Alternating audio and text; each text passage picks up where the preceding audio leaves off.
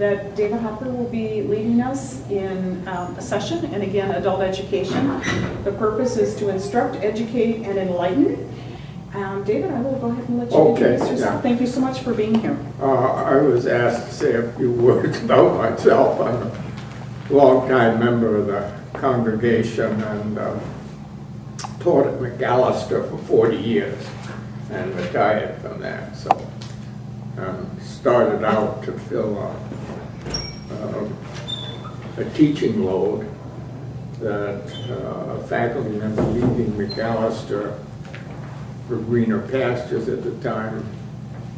He left a vacancy and I filled in for 1 year, then it was 2 years, then it was longer, so I ended up for 40 years. Theology is my field. I kind of approach these talks from a theological perspective. So, and I must say that some of the speakers we've had in classes, whether they've articulated it fully or not, seem to work with some operational idea of God, whether it gets fully expressed or not. So that's what I'm addressing. See if we can articulate more clearly what the biblical message or description of God is like. I attended back in April 2 sessions at the college. I had heard that he was coming. He's the director of the Kierkegaard Library at St. Olaf. And maybe you don't know, but that library is a very special library, perhaps the most complete library or set of holdings of Kierkegaard materials outside of Copenhagen. It was established by a professor down there by the name of Howard Hong and his wife Edna. They were a team. And she didn't have an academic appointment, but she entered fully into his work at a point. And he set about replicating as far as possible Kierkegaard's own library. The volumes that he had in his library, he set about to replicate here at St. Olaf. And so it's now called Howard and Edna Hong Kierkegaard Library. It's just a section of their library set apart for this impressive collection of Kierkegaard materials. So someone on our philosophy department had arranged to have Gordon Marino, the director of the Kierkegaard Library, come up and talk both to a class and then I give an open public lecture. Numbers weren't great. The class was taught by a woman who had served as provost of the college, but then flipped over and took up a philosophy position in the college. And she was teaching a course on Hegel and Kierkegaard. So it was her class then that was first addressed by Marino. And I sat in on that class. And, it was a good exchange. Marino gave useful comments addressing essentially a student group. And then it was thrown open for questions. And at one point, I don't know just how it came about, I thought it was fitting to offer the comment that you can't really try to understand Kierkegaard if you don't deal with Martin Luther. I mean, Kierkegaard grew up in a Lutheran context and knew the tradition. So I made this comment, and I said, and of course there is a distinction between Luther and Kierkegaard on the matter of ethics and the motivation of ethics in the Christian life. And I suggested that Luther was an advocate of what one calls an ethics of gratitude. And by that is meant that if you start with Luther's central doctrine of justification by faith, the Christian can't spend the rest of his life continuing to worry about sin. There is this point of departure when you just put that question aside. Get over it, leave it behind. Justification is that you have full standing in the presence of God, trusting in the redemptive work of Christ. That's justification by faith. That's what it means. So I threw out this comment that Luther was addressed, well, I didn't even state it that way. I just said that, of course, Luther represents an ethics of gratitude, meaning that you're not bound by any specific course of action. Frequently, you respond to situations as you understand what love might be in a healing situation.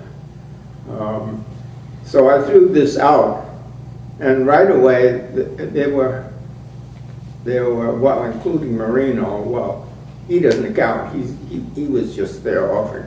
The three professors from the philosophy department. One was a younger member of the faculty in philosophy who had been at St. Olaf and got hired to fill a position in McAllister, and it was through him that Gordon Marino was invited to come and speak to this class. And but the two full-time professors, one of whom with whom I had taught for 25 or 30 years, they immediately jumped in with the comment, you don't have to believe in God in order to be grateful. And my response was, what does that have to do with anything? I mean, that was my initial response was, what does that have to do with anything? It was kind of taken, right? So I simply shrugged. I'm not sure. I did add further words, but I didn't take time to try to ferret out what was at issue in their question. Because that one professor was joined by the other one who had the same kind of response. They wanted to argue about the status of gratitude and the status of God and whether there's any connection between the two that one should. So, at any rate, I thought about the question.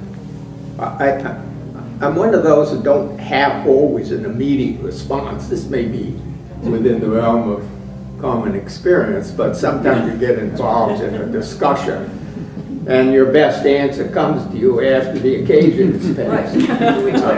So I thought about this situation, and I said, what I should have said is that, at that point, I should have offered the comment that God is not a philosophical concept.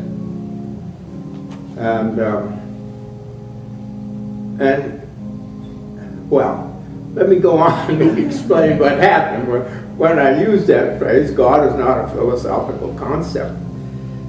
Because the second session of the day with Marino was an open lecture invited for everybody who wanted to attend.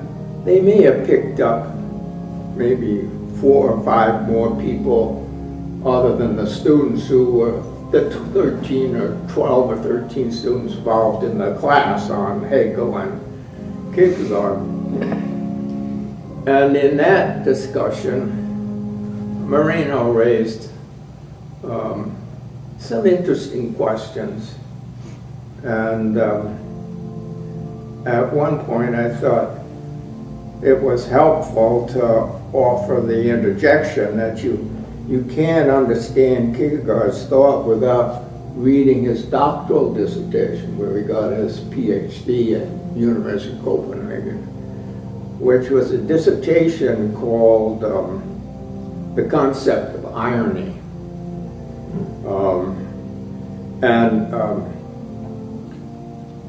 I offered why I thought that was important, and I'll go over that. The concept of irony is actually, that's Kierkegaard's dissertation, and in my view, it informs the whole development of his thought. The concept of irony is an argument that Kierkegaard carries on with Hegel, but in the first instance with Plato in his argument about Socrates. Well, it's an interpretation of Socrates. And it becomes a pattern of Greek thought in general.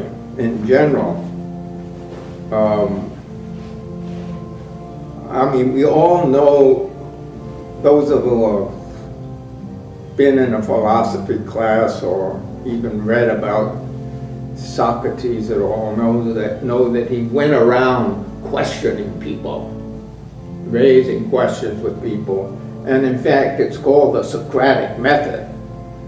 Well, at the root of that Socratic method is a certain belief, certainly pressed by Plato in his analysis, that the human soul has a pre-existence, that the human soul once had its origin in the world of eternal truths.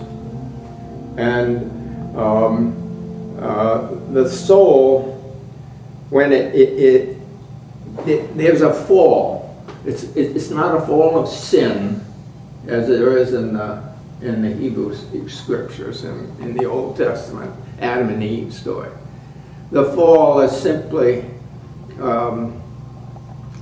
well, let's just call it a fall from this world of eternal forms and norms. The good, the true, the beautiful, all of these are imprinted on our souls.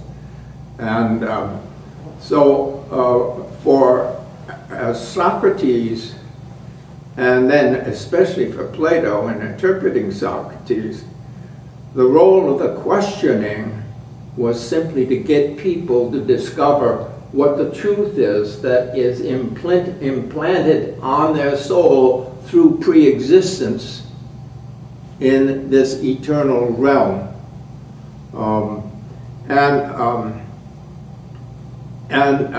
So Socrates was in Plato's view, was simply getting people to remember and to get past the blurring that occurs when these pure ideas get embodied in a physical life. Everything gets distorted. Matter is a principle of distortion. A pure idea doesn't ever get full expression because matter obscures. There's a certain obscuring element in matter. Well, if you take our own experience of first learning to draw, and even on into adult life, I could never get my fingers to represent on a piece of paper the brilliant, beautiful pictures I had in my mind. So there's this kind of distortion. Or take a pencil and plunge it in a glass of water, it gets refracted. There is this, and this questioning, it's called the maieutic method. It's getting at truth through questioning people with the implicit thought that the truth is innate in them. And this whole belief of the pre-existence of the soul is called anamnesis, as the Greek word for it, this recalling business. Well, Kierkegaard, in his dissertation, is in the process of rejecting that whole belief.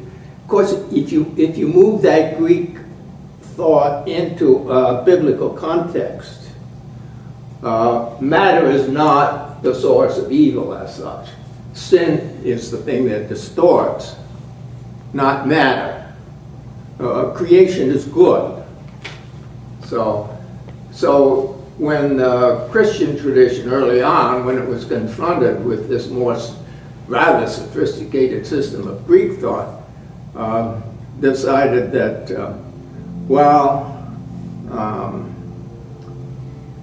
not this pre-existent amnesis business in Plato ascribed to Socrates. We'll give this project to God. So it's God who implants the rational soul in everybody at birth. Now, apparently at conception, because this is the source and root of value.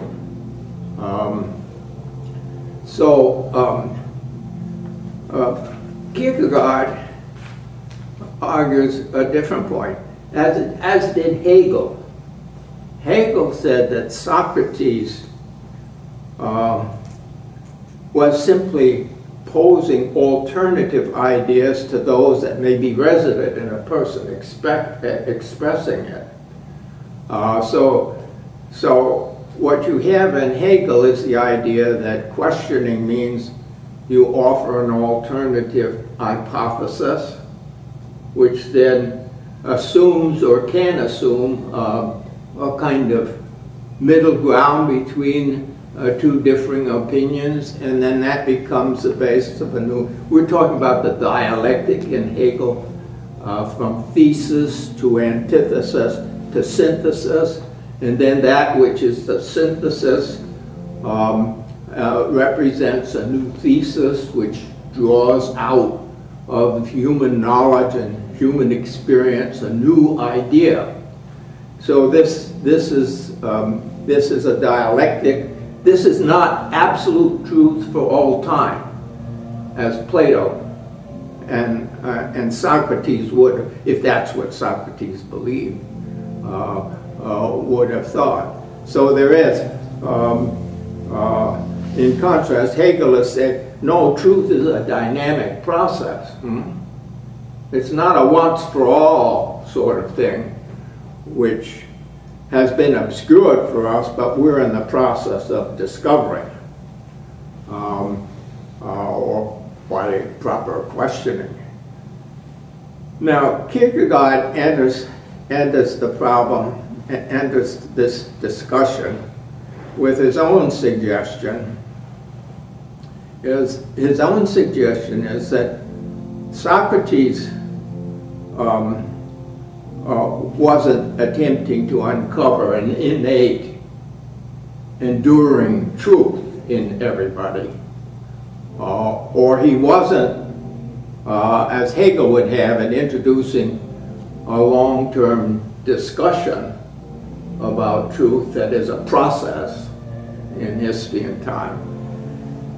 Kierkegaard says, no, what Socrates was all about was that he was challenging everybody's assumption of their own truth and showing them that it wasn't truth at all.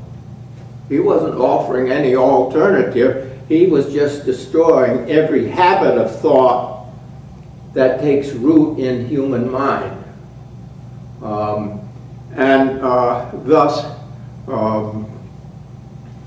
Thus one is left with the question, what, after all, is real in terms of our thought processes. Where can one anchor oneself? So what Kierkegaard, of course, was arguing is that there is the answer to that basic uncertainty, that fact that none of our ideas have the finality we would suppose they do have. There is only the question of God. And for him, God is defined in terms of the Christ story. That's Jesus. We're talking about a revelation, a knowledge that comes into existence that is not simply an outgrowth of prior assumptions. So, at this point, well, I offered a brief summary. I've expanded on my few remarks when I suggested that the concept of irony. See, irony in the Socratic story is that Socrates poses to be ignorant and is just seeking to understand what somebody else claims to be truth. And Kierkegaard is arguing is that, and that's an ironic pose. But what proceeds from that point is that Kierkegaard is offering this critique of human knowledge as a basis for them to listen to the scriptures. And this is really what nurtures the Christian life. Now, in that conversation, when I threw out these brief comments, I did offer the image that for Kierkegaard, whether he's right on this or not is not the argument. This is his interpretation of who Socrates is. For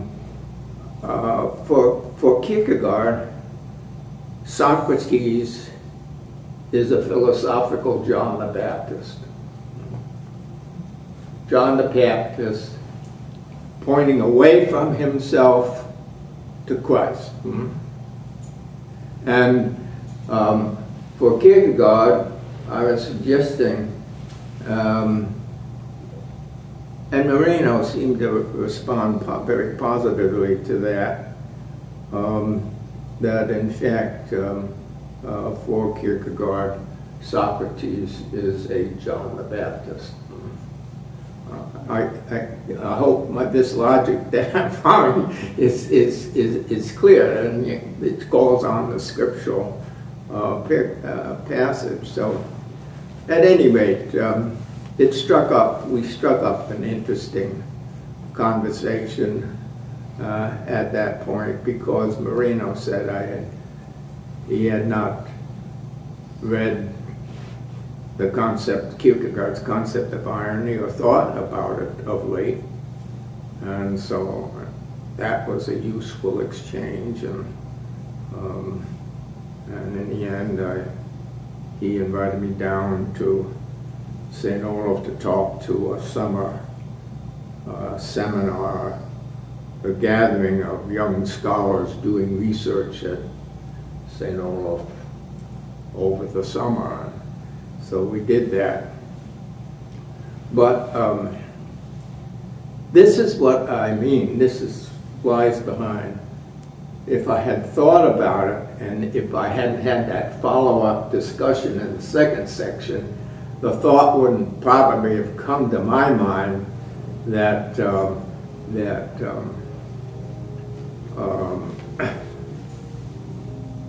God is not a philosophical concept. Meaning, you're not going to define God by your own best thoughts.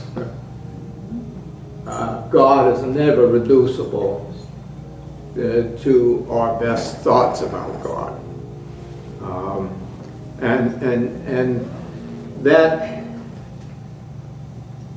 raises a lot of interesting questions. Questions about the nature of our minds. What do we do when we say we have an idea in our head? What are the roots of our thinking? How are we influenced in our thoughts by the environment in which we grow up?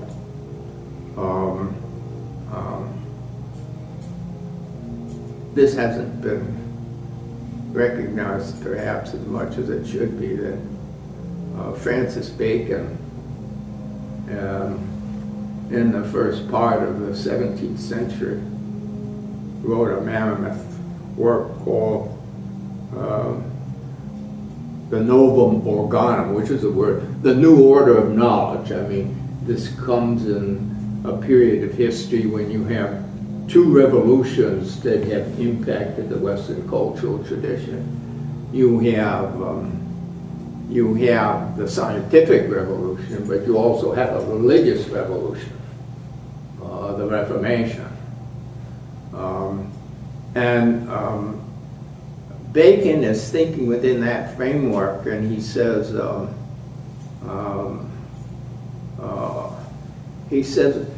the human mind is the subject of worships four idols. It's a prisoner of a pattern of idolatry. And these idols, well, he has names for them.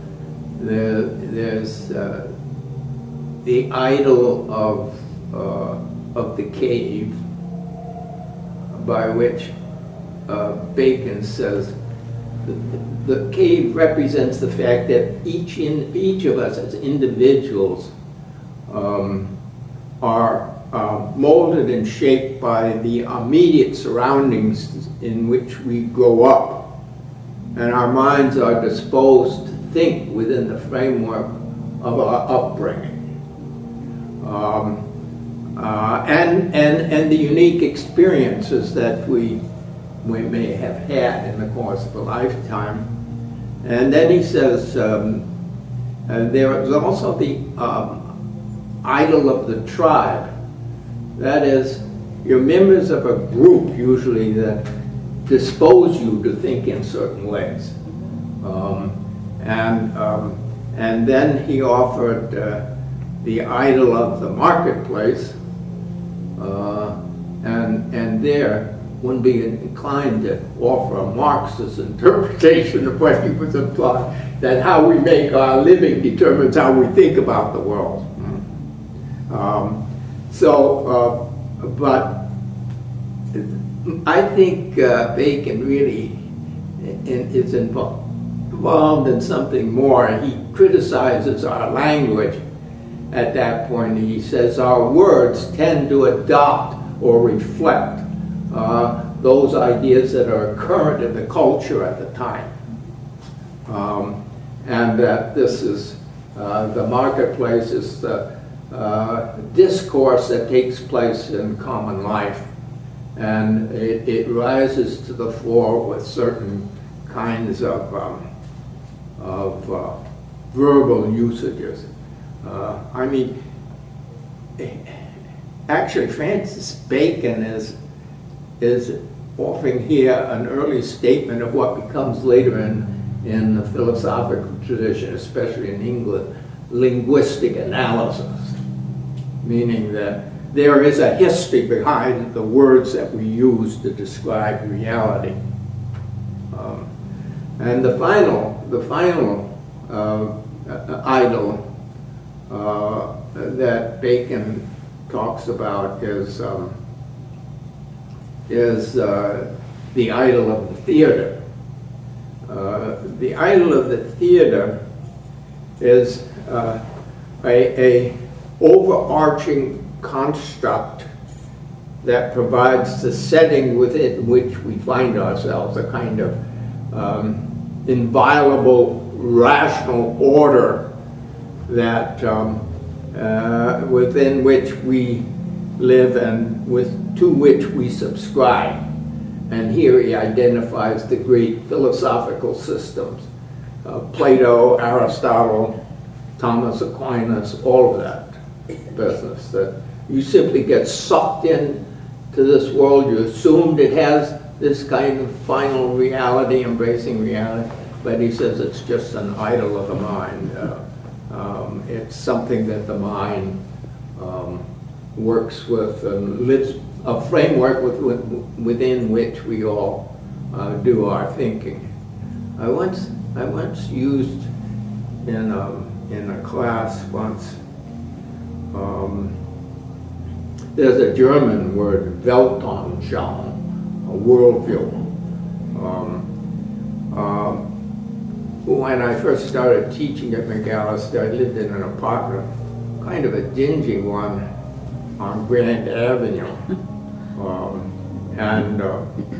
This was a fairly reasonable in terms of expenses, but it was kind of gloomy, and I thought it needed, it had one of those fold-up beds that collapses into the wall, and so I had a living room and a kitchen and a bathroom, plus this fold-in bed, and so I decided I would do something about brightening this kind of dreary, beige and scarred wall, and I called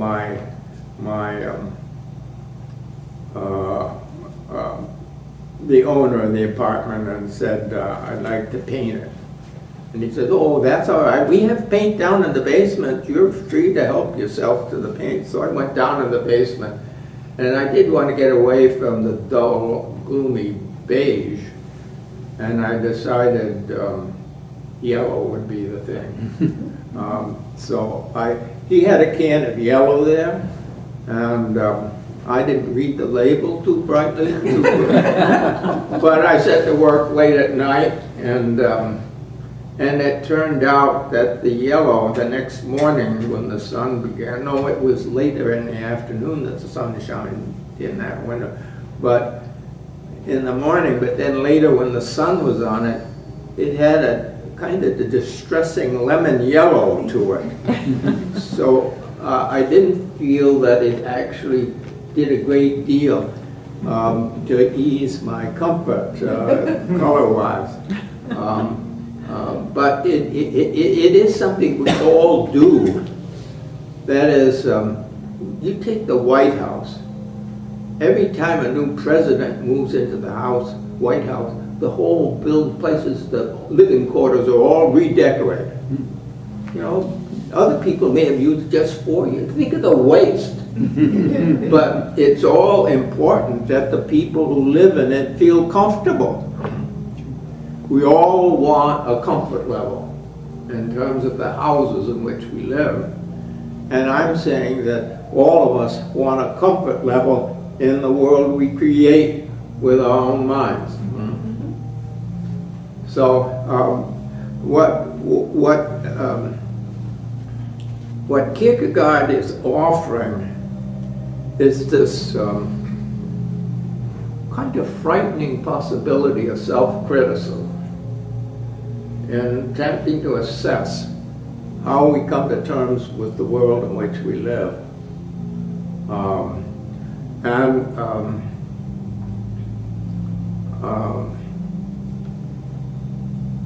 The consolation of Christian faith is that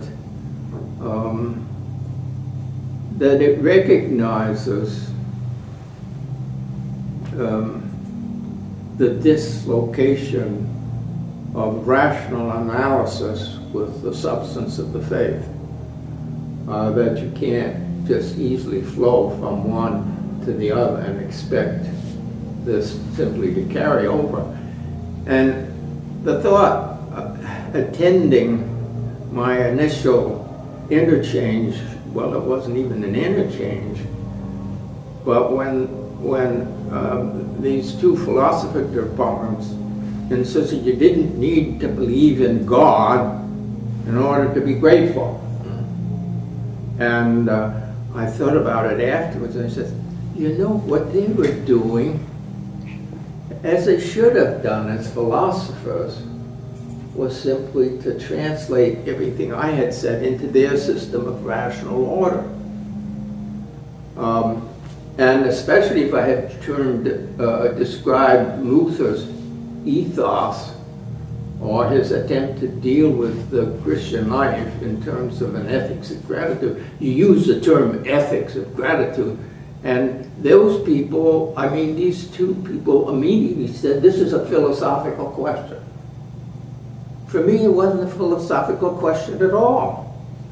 It was a question of, within the framework of faith, there is a community of faith that presupposes a certain possibility of conversation that doesn't get translated into a philosophical frame of reference or some kind of universal human discourse. You know, you go to the New Testament, and Paul has that wonderful description in the first chapter of 1 Corinthians. For the foolishness of the cross, for the wisdom, but I guess I missed it. The foolishness of the cross, no, the wisdom, I got it wrong. It's 1 Corinthians 18. For the cross is the foolishness of God that is wiser than men, and the cross is the weakness of God that is stronger than men. And there is this disconnect that arises within a framework of faith that cannot be adjusted entirely to the norms of rationality that exist in society at large. You have to make a transition where faith comes alive or it doesn't come alive. I'm impressed with, we had a baptism, and the words of that baptism had all to do with, do you believe in Jesus Christ as your Lord and Savior, and then your commitment to raise children. And those are very stark words, and people who say those words and then join the church, they make a commitment that this somehow is a focus of meaning. Well, I think in many congregations, those are simply nominal kinds of professions. And that we then turn to a statement of the such, oh, those are things that we believe, but we're not dogmatic on anything. We will argue and debate every issue. We're questers. And by that we mean we're still in command of what's true and what's not true. We're still philosophers, and or innately so, and maybe we'll claim innate truth in terms of what is imprinted on our souls. Well, those are thoughts on this question of God.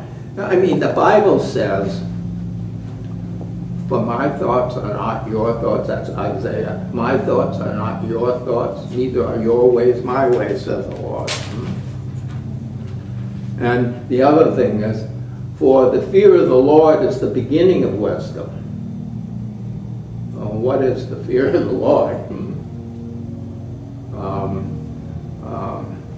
Well, some of you probably have questions about all this because it's not a pattern of usual discourse in Christian communities.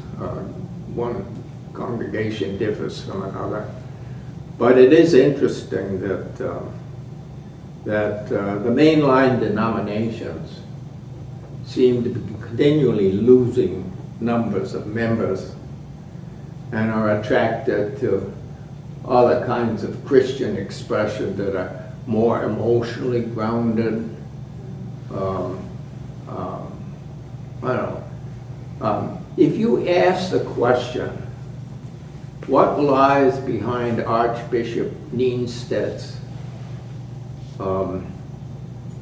embrace of marriage and throwing the weight of the church now into the battle on this question, it's because he subscribes to a universal moral code called the natural law, which is imprinted on the order of nature and which is supposedly innate. Our moral sense is innate, and we should be able to define this binding universal moral law. And he believes that, and so he sees no reason at all to question the stand of the bishops on this question of marriage, because he says the universal moral law or the natural law is not a law of nature. It's a natural law is a moral teaching, which is implicit in the order of the world, and is also, we're supposedly responsible by with our implanted rationality. God created us in it to discern this moral order. And he and Catholics say that's not a matter of Catholic faith that they're imposing on you. That's not a matter of Christian faith that they're imposing. That's a matter of a universal moral code that should be binding on everyone. One of the problems is that the church does recognize sin is a distorting element, so only the infallibility of a teaching office within the church is the final word on what it is we should be defining as a moral law and is binding on us all. So these questions are there in the culture,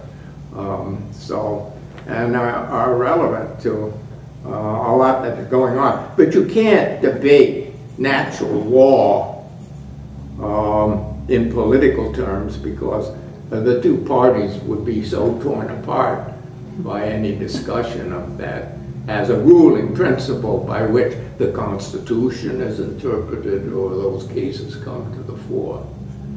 Well, let me quit there.